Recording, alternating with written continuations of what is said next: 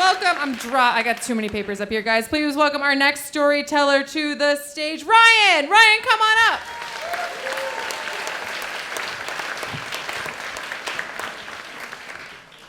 Thank you, guys. So, back when I was in high school, I wasn't a great student. I was an okay student. I got okay grades. I got just enough good grades to get into what's called the National Honor Society.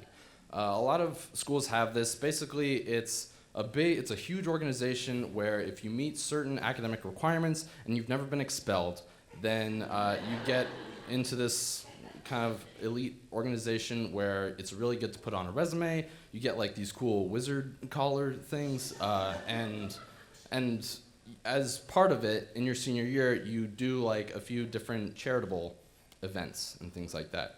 So when I was a senior in high school, we had an assembly where out of our class of 500 students, 430 of us got into this organization. So I'm not bragging. I don't feel like I'm bragging by getting into it. But so we had this assembly, and they were like, "You didn't get expelled," and we're like, "We know," and then we left.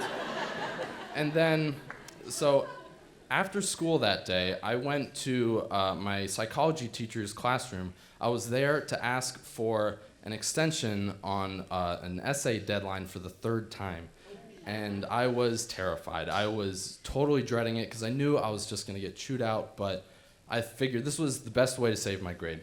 So I get to his classroom, and there's a bunch of other students there, and they're all signing a blank piece of paper on his desk.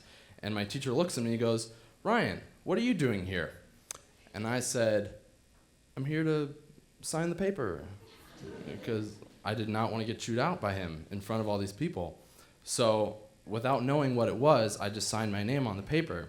And then I left, and I grabbed my friend who had also signed his name, and I said, "What did I just sign up for?" And he goes, "You just signed up to run for NHS president. You have to give a speech tomorrow." And I go, "No." So that night, I had to spend the whole night writing this speech, and I spent a really long time on it, and it was terrible. It was boring. It was just such a stereotypical speech, but that's okay because I didn't want to win. I just wanted to give my speech and leave. So, but my brother, he was a campaign manager, and he told me, "Listen, Ryan, if you want to win, all you have to do is just say something memorable. You just have to say something that's bold, something that's unique. That's all you have to do to win." And this was a really good strategy because I knew what was going to happen. There was 12 of us running, and 11 of us were going to go up on stage and rattle off our qualifications because 11 of us had qualifications. I had no qualifications.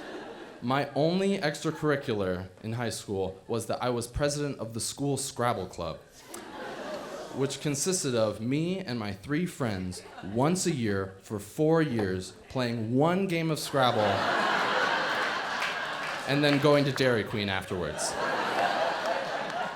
We spent more time taking the club photo for the yearbook than we did playing Scrabble every year.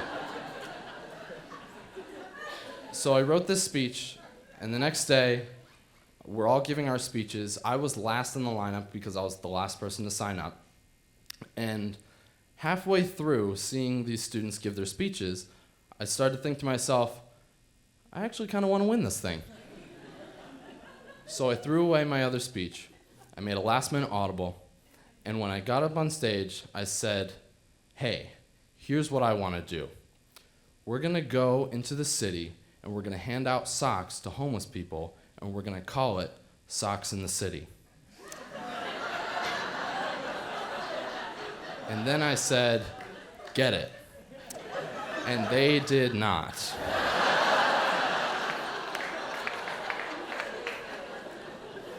And then I said, "Then we're going to go to the beach, and we're going to hand out socks to homeless people on the beach, and we're going to call it Socks on the Beach."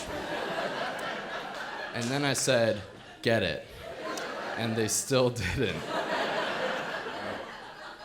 So I finished my speech by saying, "A vote for me is a vote for Socks in the City." And then I got off stage, and I was completely embarrassed by this. I regretted everything that led to this point. I felt terrible about myself. That whole night, I couldn't sleep. I just felt so utterly embarrassed. The next day, I was eating by myself in the cafeteria, feeling terrible, and my teacher comes up to me and he says, "I can't believe I'm saying this, but everyone voted for the socks guy."